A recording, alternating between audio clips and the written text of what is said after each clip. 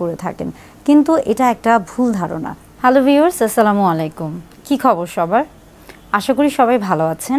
আলহামদুলিল্লাহ, আমিও ভালো আছি। আজকে আপনাদের সামনে হাজির হয়েছি পুরুষদের একটি বিষয় নিয়ে কথা বলার জন্য। বেশিরভাগ পুরুষই এই প্রশ্নটি করেছেন, তাই এই প্রশ্নটির উত্তর দেওয়ার চেষ্টা করছি। দেখা যায় যে বেশিরভাগ পুরুষই জীবনের কোনো না কোনো সময় এই বিষয়টি নিয়ে বেশ উদ্বিগ্ন হয়ে থাকেন বা চিন্তিত হয়ে থাকেন। অনেকে হয়তো বা চিন্তিত হন না, কিন্তু তারপরও তার মনের মধ্যে এই বিষয়টি নিয়ে কিছুটা প্রশ্ন জেগে ওঠে, এবং সেটি হচ্ছে যে পুরুষাঙ্গের আকার অর্থাৎ পেনিসের সাইজ এটি কি গুরুত্বপূর্ণ? অনেকেই বলে থাকেন যে হচ্ছে তার পুরুষাঙ্গের আকার বা সাইজ এটি হচ্ছে ছোট, কিংবা অনেকে মনে করে থাকেন যে পেনিসের আকার বা আকৃতির উপর কি হচ্ছে তার যৌন জীবনের কোনো প্রভাব আছে কিনা, বা এটা তার যৌন জীবনে কোনো প্রভাব ফেলছে কিনা। মূলত এই বিষয় নিয়ে আজকে কথা বলবো। ছোটবেলা থেকে আমরা যখন বড় হই, বিশেষ করে হচ্ছে পুরুষদের ক্ষেত্রে যদি বলে থাকি, বা হচ্ছে শিশু থেকে যখন একজন কিশোর হচ্ছেন এবং কিশোর বয়স থেকে যখন সে প্রাপ্তবয়স্ক পুরুষে পরিণত হচ্ছে, দেখা যায় যে বয়ঃসন্ধিকালীন সময়ে তার ভিতরে বিভিন্ন রকমের পরিবর্তন আসে, এবং এই পরিবর্তন যেমন একদিকে শারীরিক, তেমনি কিন্তু মানসিক পরিবর্তন যেমন হচ্ছে ভিতর থেকে হতে থাকে আস্তে আস্তে, কিন্তু শারীরিক পরিবর্তনটা যেহেতু শরীরের বাহ্যিকভাবে দেখা যায় এবং অনেক সময় সেটা বোঝা যায়, তো তখন কিন্তু একজন বয়ঃসন্ধিকালীন সময়ে একজন পুরুষের মনে, বয়ঃসন্ধিকালীন সময়ে একজন কিশোরের মধ্যে অনেক ধরনের প্রশ্ন জাগে, এবং এই প্রশ্নের উত্তর খুঁজতে গিয়ে সে কিন্তু দেখা যায় যে বিভিন্ন ধরনের মিডিয়ার উপর অভ্যস্ত হয়ে পড়ে বা নির্ভরশীল হয়ে পড়ে।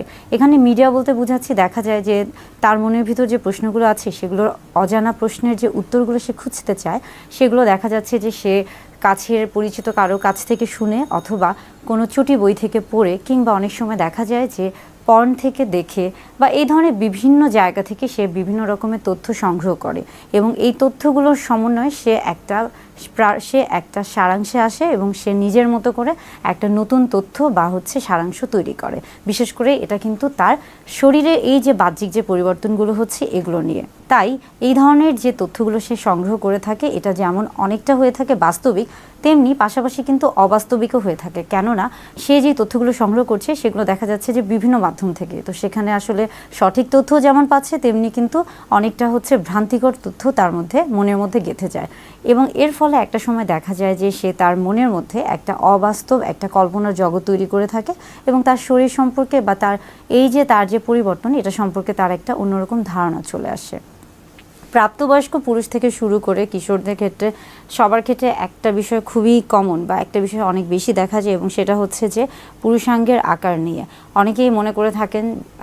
দেখা যায় যে আমরা ছোটবেলা থেকে আমরা বিভিন্ন রকমের হচ্ছে সামাজিক দিক থেকে বিভিন্ন ধরনের কালচারে যেহেতু আমরা অভ্যস্ত, তো ছোটোবেলা থেকে আমরা একটা জিনিস শিখে আসছি যে সাইজের ক্ষেত্রে আমরা যদি আসি বা আকারের ক্ষেত্রে আসি, ছোট এবং বড় এই যে দুটো বিষয় আমাদের মধ্যে কাজ করে। ছোট বলতে অনেক সময় আমাদের মধ্যে বেশিরভাগ ক্ষেত্রেই কাজ করছে যে ছোট মানে হচ্ছে সেখানে নিচু, বা সেখানে ক্ষুদ্র অংশ, বা সেখানে হতে পারে যে সব কিছু অনেক কম কম।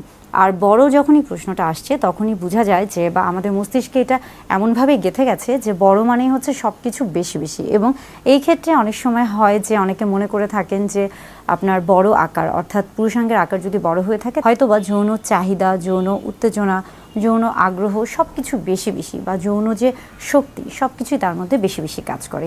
এই জন্য একটা ভ্রান্ত ধারণা রয়েছে যে যখন কারো পুরুষাঙ্গের আকার বড় হয়ে থাকে, অর্থাৎ সে তখন হচ্ছে অনেক বেশি শক্তিশালী বা যৌন শক্তি চাহিদা সম্পন্ন পুরুষ হয়ে থাকে। এটা একটা যেমন হচ্ছে ভুল ধারণা। অনেক পুরুষদের মধ্যে দেখা যায় যে একটা ধারণা রয়েছে যে মহিলারা বা নারীরা তারা মনে করে থাকেন, বা পুরুষরা মনে করে থাকেন যে নারীরা হয়তো বা পুরুষাঙ্গের ক্ষেত্রে বড় আকৃতির বা লম্বা আকৃতির হচ্ছে পুরুষাঙ্গ পছন্দ করে থাকেন, কিন্তু এটা একটা ভুল ধারণা। বিশেষ করে মহিলাদের ক্ষেত্রে যখনই আমরা দেখছি, বা মহিলাদের ক্ষেত্রে যখনই আসছি, আসলে মহিলারা সবসময় চায় যে তাদের সঙ্গী হিসেবে বা তাদের জীবন সঙ্গী হিসেবে এমন একজন মানুষকে বেছে নিতে, বা এমন একজন পুরুষ সঙ্গীকে বেছে নিতে যার হচ্ছে শরীরের আকার আকৃতিটা খুব বেশি আসলে এখানে নির্ভর হচ্ছে না, বা খুব বেশি হচ্ছে প্রয়োজন পড়ছে না, বরং মহিলারা সবসময় বা নারীদের কাছে সবসময় কিন্তু তার মনের যে দিকটা এটা হচ্ছে সবচেয়ে বেশি গুরুত্বপূর্ণ। তারা সবসময় চায় যে একজন ভালো মানুষ যেন তার জীবনসঙ্গী হতে পারে। তাই এই যে ধারণাটা যে হচ্ছে পুরুষাঙ্গের আকার খুব বড় হতে হবে এবং সেই ক্ষেত্রেই শুধুমাত্র যৌন তৃপ্তি বা যৌন সুখ পাওয়া সম্ভব, এটা একটা ভ্রান্ত ধারণা। বিশ্বব্যাপী গবেষণায় দেখা গেছে যে পুরুষাঙ্গের আকার সাধারণত বা আমরা এভারেজে বলে থাকি যে হচ্ছে ইরেক্ট অবস্থায়, অর্থাৎ যখন হচ্ছে যৌন তৃপ্তিতে বা যৌন উত্তেজনা পূর্ণ সময়ে পুরুষাঙ্গ সবচেয়ে বেশি হচ্ছে 5 ইঞ্চি পর্যন্ত লম্বা হতে পারে। অর্থাৎ 5 ইঞ্চি কিন্তু এভারেজ একটা আকার। এবং আমরা যখন আসছি যে ভ্যাজাইনা বা যোনিপথের ক্ষেত্রে, অর্থাৎ হচ্ছে স্ত্রীদের জননাঙ্গের ক্ষেত্রে বা যোনিপথের ক্ষেত্রে যখন আসছি, সেটার আকার কিন্তু 3 ইঞ্চি থেকে 5 ইঞ্চি।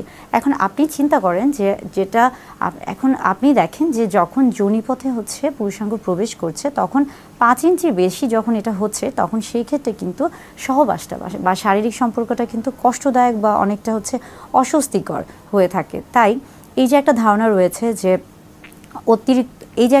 রয়েছে যে তৃপ্তিদায়ক সহবাসের ক্ষেত্রে বা আনন্দকর সহবাসের ক্ষেত্রে হয়তো বা পুরুষাঙ্গের আকার অনেক বড় হতে হবে বা অনেক লম্বা হতে হবে, এটা একটা ভ্রান্ত ধারণা।